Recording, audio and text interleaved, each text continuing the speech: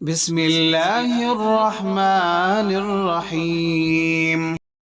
حضور جب کوئی مشورہ کرتے تو حضرت عمر اپنی آنکھیں کیوں جھکا لیتے؟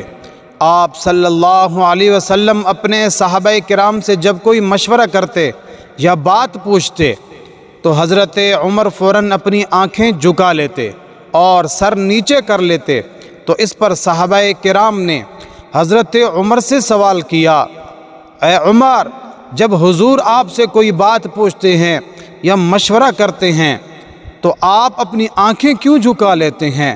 ویسے تو آپ حضور کا چہرہ تکتے رہتے ہیں، مشورہ کے وقت آنکھیں کیوں جھکا لیتے ہیں؟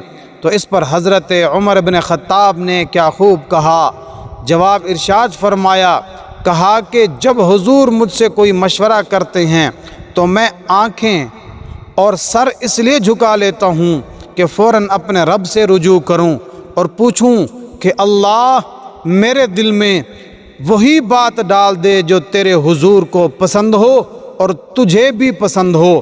دل میں خدا رہتا ہے، اسی لیے اپنے رب سے مشورہ کر کے پھر حضور کو وہی مشورہ دیتا ہوں۔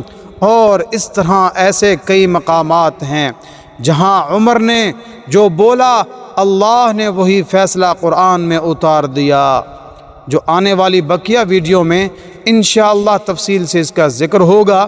اس لیے چینل کو سبسکرائب کریں تاکہ آنے والی مزید اسلامی اور معلوماتی اور ایمان افروز واقعات سے مزین ویڈیوز آپ کو ملتی رہیں۔ جزاک اللہ خیرہ۔